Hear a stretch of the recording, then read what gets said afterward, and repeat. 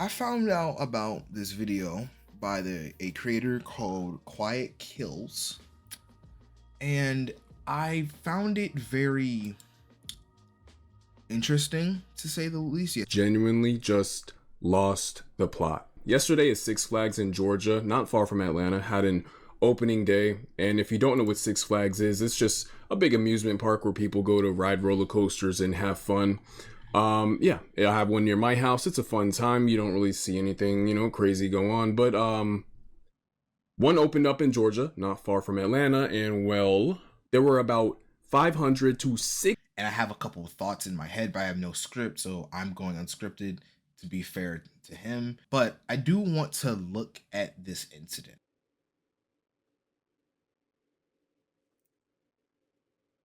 This will be March. Okay, I think that's the most we're gonna get. So basically, opening day at Six Flags happens. I'm guessing that is an annual event to begin the new season of Six Flags Amusement. And this happened in March, and tons of people come. It's opening day, and a lot of youth came, and it got unruly. Basically, I'm probably guessing like similar to the Kai Cenat situation where you had more people than what you expected, and you didn't plan for that. So then logistics happen and things like this happen. And I'm not defending this. This is 100% completely immoral. I want y'all to remember, he's going to make the connection to this in culture, not just simply too many people in a park where things like this happen. This happens with white kids. My college campuses. I've already said I live in Columbus. OSU, massive campus, ton of white kids. Shit like this happens. Stuff like this will happen during an Ohio State-Michigan game, and it's the exact reason why you can't have an Ohio State-Michigan game play past like noon. If you have an Ohio State-Michigan game start at 4, 5, Columbus would be in shambles, and Auburn would be in shambles. Police, there were brawls all around the park, people trespassing in employees-only areas. It was just chaos and pandemonium. Here are some videos of the chaos. You see a group of people jumping one person and leaving him unconscious. Beat him and said that she thinks he's dead. He didn't die. But that's how bad he got beat by well over 10 people. Stomped out. Everyone's recording, laughing, cackling about it. You see, won't kill him and get any of us sent to prison. Oh, no, that's fine. Here's another fight between two girls. I can't show. Every fight can get you land in jail on assault. Yet again, I'm not defending them. I'm going at the fact that he's like, they didn't think this through. No one does that. You think school shooters think that shit through? You think they're like, man, fuck it. like, no. This was when it first opened. It's like a freaking zombie apocalypse, bro. Look at this. You've never seen gates open? Have you not seen a Cowboys game? Opening the gates for a game, for football, concerts. This happens every time we have a big... Have you not seen a Bad Bunny concert in fucking, in Mexico?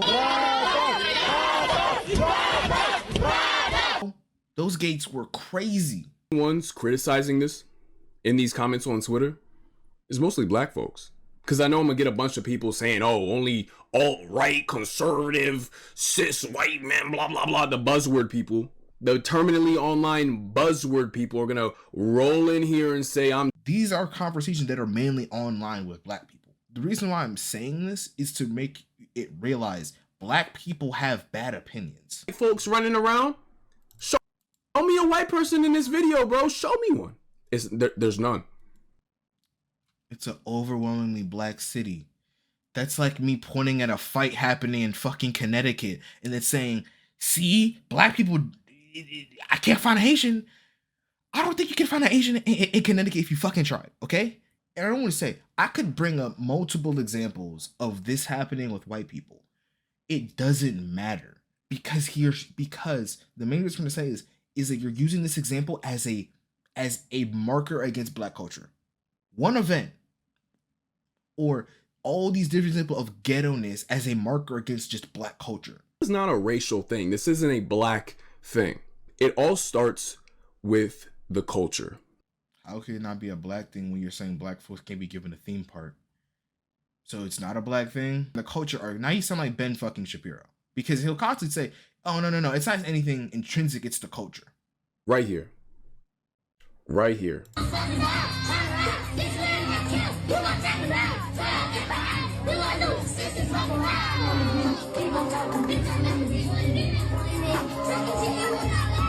Little kids, bro. He don't even got teeth in his mouth, bro. All right. Do I find what happens with little RT fucking terrible? And his parents are definitely doing like CBSEs to be called because this kid should not be out here doing the shit that he's doing. 100%. That this boy definitely, I feel like, does not want to be in the position that he's in. This kid's gonna be known for that shit forever. He's not gonna like this kid's whole persona is gonna be this shit when he gets older. Like, I definitely think we need to have a talk. Like, LRT need to stop. But I want to talk about how this little boy right here. Do you think this nigga's gonna remember this shit in 5 years, in a week, let alone 5 years, nigga? And he's probably gonna remember some of these words from this song and use it in the future. But that does not mean he's gonna end up turning into an actual crash out.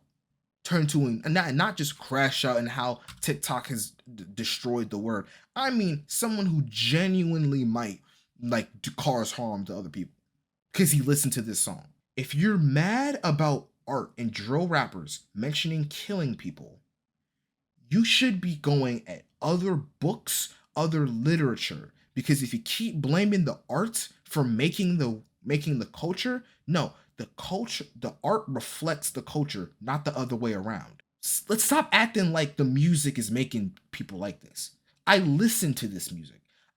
And remember, I don't even listen to this music that much. I don't like drill. I don't like drill music. But it's not because I find it ghetto. I just don't find it artistically creative. You can talk about shooting niggas all you want, but if you make it in a creative, catchy song, nigga, I'm here for it. Be used. And if you want to call them an Uncle Tom, an Uncle Ruckus, a bootlicker, blah, blah, blah, then you can use those racist ass remarks. This is how I knew when I watched this the first time. I'm like, I'm dealing with, and I can't say it because YouTube will demonetize my ass because I'm trying to make money in the future. But yeah, this is some Uncle Tom shit. This is some Uncle Tom, Uncle Ruckus shit. Talk about the culture, bro. Let's talk about the culture. The CIA doing Victor. This is the CIA.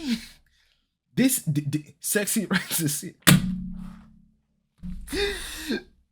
Nigga, what the fuck is up with y'all niggas? This the same CIA, FBI that killed Fred Hampton. Same shit. They're like, nah, nigga. We need to make Sexy Red to fuck up the culture. You just call yourself a hotel. Just call yourself a hotel. Like this is so funny. This is what the CIA has to do. Saying seeing black girls say ski is gonna deter them off the path of going to fuck affirmative action. They didn't even need to destroy affirmative action. Sexy Red already doing it. Like what the fuck are we saying? You are acting like people can't listen to art that's not high class and still be smart. Little kid, they're singing along to a song. It's just talking about violence, etc., etc. And you got a little kid holding a gun right here, bro.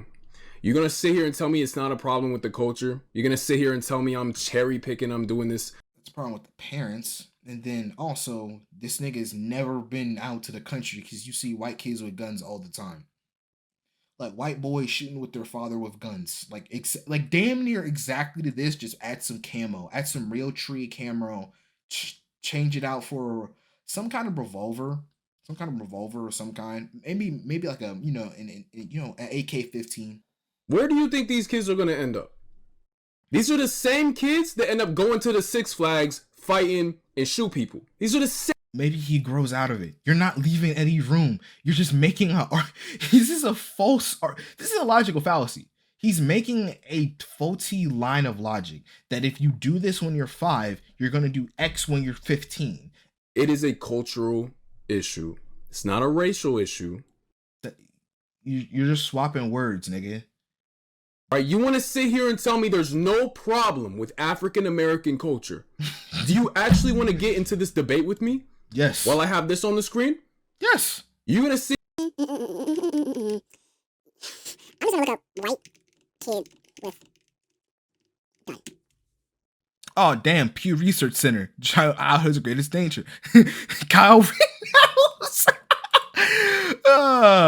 Oh man. All right. Let's not go for stock photo. Let's not go for stock photo. That's man. Yeah, that's cheating. Look at this little trooper here. Look at this little trooper here. Future school shooter right here, guys. Look at this little kid. Dad probably recorded. Dad probably recorded this shit with his kid. Yeah, man. Look at these white girls, Charlie's Angels. What are you carrying? I don't know the specific number. I know it's an AR. I believe it's an AR-15. It's an AR-15. Do you like open and carrying? Yes. Why is that? It's just like if we don't have any open carry, if we don't get to have our guns, then what happens is that there's gonna be just gonna be chaos. Like we're not gonna be able to protect ourselves. Niggas with like a role this model think like they're this in her saying life. profound I doubt her father shit is in her life. all times. Great capitalist. Could see her being a great regional manager of a major corporation. To have. Bright And this future ahead is the example. This is great! Oh man! Dude. Says please take one. More like one bucket! Shut the fuck up. Manager of a major corporation. To have. Bright And this future ahead is the example that she is being taught to follow right here. To steal. And want to know what this turns into right here? So you see this right here, right? I showed you what one turns into, right? The kids flashing the guns, exposed to the guns and glorifying violence at a young age. You see what that turns into. The kids getting sent to prison at a young age or jail, whatever. They're shooting people, robbing people. Let me show you what this right here. Let me show you what this turns into when they get older. That turns into this right here. Oh nah, I stole some fruit snacks when I was younger. Let me rob the Ota. Like that's one is a terrible argument because your reasoning is only because I've done the action without consequence. Or no one draws a line. Like there isn't a line drawn. Right? Because clearly her mother probably will draw a line of if her daughter was, cheating off someone's homework. Something like that. And her mother said, do that. But these are all speculative arguments. We have no evidence either way to prove a line of reasoning for this that is peer-reviewed or backed in any way, shape, or form. Don't have money, they're put in a position where they feel like they either need to shoplift some bread or go hungry that night. You got these people stealing from clothing stores, stealing from Gucci, stealing from, they go to Walmart. There was a video. They went to a Walmart, stole a bunch of stuff except the vegetables and healthy foods. It was all the alcohol was stolen. Bro, it's not on a I need this for my family basis. That's not what this is. You're an idiot. You wanna know why people would steal cheap snacks and shit instead of stealing healthy foods? How are you gonna make that into a meal if you don't got a house, if you're homeless in that case, or you don't have the best amenities in your home to make that a meal, to make a healthy meal? Or you don't know how. Because a lot of Americans, even the ones who don't steal, are in these predicaments. Idiot. This woman is an idiot. Hassan is an idiot. Whoever paints that goofy ass. Hassan's an idiot. I can't, look, I'm a Hassan head. I own Hassan merch. I'm not acting like I'm not in there. Because you want to sound different. You want to look different. You want to be so fucking different from black culture that you got to shit on it. The communities were cleaner than ever, and people were far more well kept and well dressed. That's just a difference in fact. That's just a difference in fashion. I don't like sagging either, but it's a fashion thing. You still say that fathers were actually sticking around during this time and not. Bro, because they were the prime. Women couldn't have jobs. A family could not function. Women couldn't have jobs. It also wasn't like black women were having the time of their lives. Black men could beat their fucking wives at this time. We're still recovering from the Great Depression. Like, what the fuck are we talking about? Leaving at an alarming rate. Can you still blame it on that? Bars, or spend all their money on some girly man at the club instead of enriching their communities and providing for their youth within those communities so they can grow up and amount to more. They buy all this other shit. They put their money everywhere else. What would happen to those artists if they, did that? Tried to invest back in the communities. There was a political movement that did that. I wonder what happened to them. Just a thought. Okay. Moral of the story is, when you deal with black people like this, understand they are looking for attention. They are looking for validation from outside. This man had to go save however many videos on his Instagram feed to sit down and talk about this shit. And I don't know what this nigga's problem is, but I think this brother really needs to have, like, a group of black people really need to sit down with this nigga. Like, sit down with him and really speak to his soul of, like, my brother, are you lost? And if QuietKills, if you see this video, all I'm gonna say to you is this: I would love to have a conversation with you. And I know you might think I'm clout chasing because I'm a small creator with barely a platform at all to talk about this and you know, and all this. But I just want you to know that I would love to have that conversation. I would love to speak with you about this. You know, go band for band on cherry pick shit. You know, you had time, so give me time to find, cherry pick, you know, images of white kids with guns, you know, all that shit, white kids causing terror and all, and you know, all that.